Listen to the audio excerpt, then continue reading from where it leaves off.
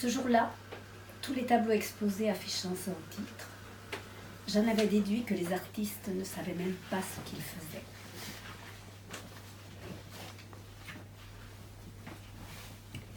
La première fois que j'avais mis les pieds à la Pitié-Salpêtrière remontait aux années 80 et à mon arrivée à Paris. J'accompagnais alors Azad Berwari, un kurde de ma ville, Ahmedabad, qui venait d'obtenir l'asile politique en France et donc le droit de se faire soigner. Ne parlant pas encore bien le français, il m'avait demandé de l'aider à rencontrer un médecin de la chirurgie de guerre. À 12 ans, alors qu'il traversait clandestinement la frontière entre la Syrie et la Turquie avec son père pour rendre visite à des parents de l'autre côté, une mine antipersonnelle avait explosé. Elle lui avait laissé des éclats de métal dans la jambe droite. On l'avait soigné dans la ville de Mardin et enlevé les plus gros éclats, mais il en restait encore beaucoup de petits. Il allait mieux, mais lorsqu'il faisait froid comme à Paris, il claudiquait légèrement. C'était handicapant pour le métier d'avocat qu'il voulait pratiquer. À l'époque, nous étions très peu de Kurdes en France, une douzaine à Paris, et la solidarité comptait beaucoup. Les différentes tendances politiques n'avaient pas encore fait leur apparition, en particulier le PKK, le parti qui se prétendait celui des ouvriers et du Kurdistan, mais tout cela était du pipeau. Cette mouvance avait jeté le Kurdistan aux orties après l'avoir complètement ruiné. Elle demandait à présent la démocratie et des cantons à la Suisse pour tous les peuples de la planète, même pour les sauterelles du désert d'Arabie. À la Pitié-Salpêtrière, après les examens et les radios, on avait hospitalisé Azad Berwari et enlevé d'autres éclats dans sa jambe, sans toutefois toucher au minuscule qui s'était logé tout près des nerfs. Le chirurgien nous avait dit que le miraculé devait s'estimer heureux d'avoir évité une amputation de la jambe.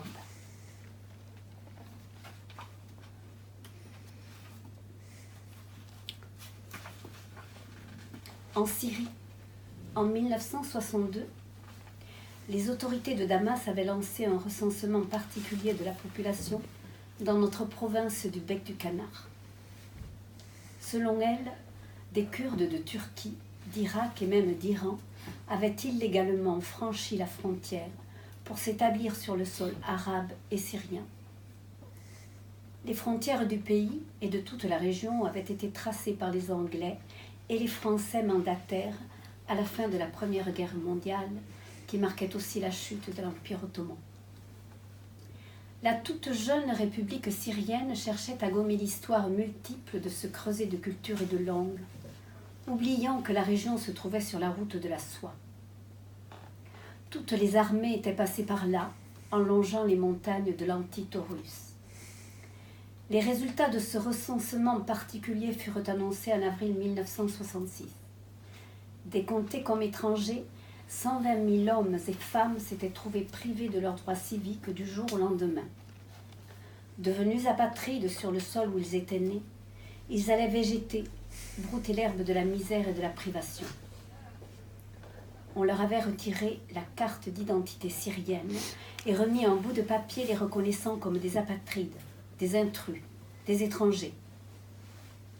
Le pire, c'est qu'on ne les expulsait ni vers la Turquie, ni vers l'Iran, ni vers l'Irak. Les Berwari, dont le nom kurde signifie les sans feu ni lieu, s'étaient donc trouvés dans cette catégorie.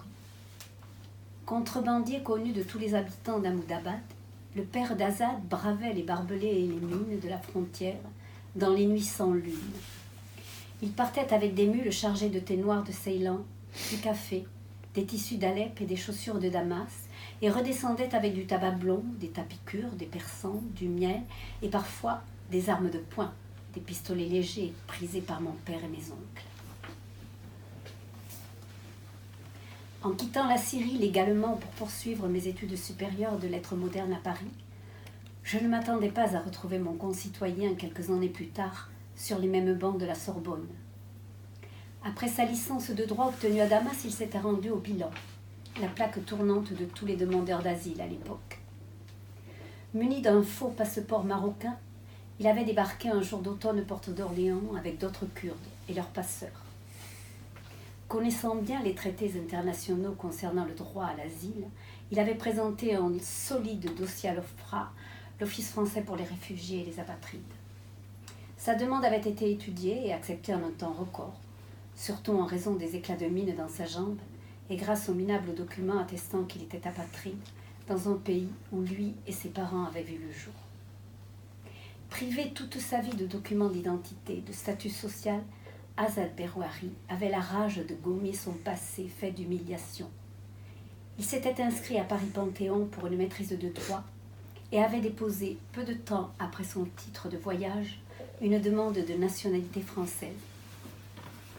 Un jour que je me trouvais à proximité du jardin du Luxembourg, il vint vers moi dans son costume cravate, une cigarette entre les dents. Il avait la manie d'en mâchonner le filtre avec hargne, comme s'il en voulait au monde entier de l'avoir si maltraité durant les 25 premières années de sa vie en Syrie. Les cheveux déjà tout blancs, il m'invita tout de go à prendre un verre. Au comptoir, lorsque le garçon eut déposé 2 cafés devant nous, Azad sortit de la poche intérieure de sa veste une carte d'identité et un passeport.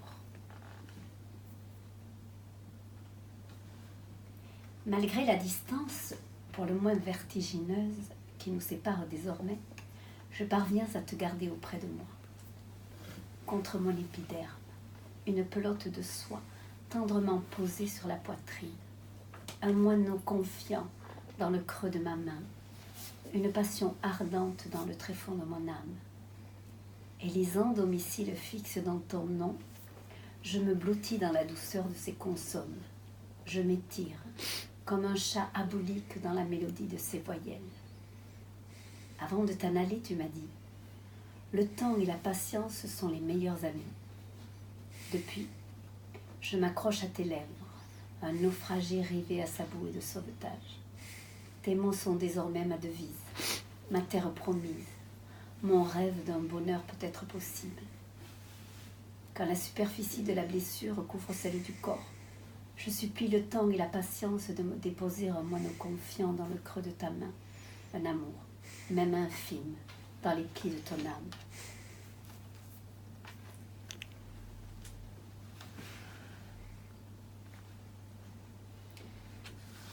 L'oiseau de paradis, le félin herbivore, était adepte de la diète et du yoga. Main sana, incorporé sane.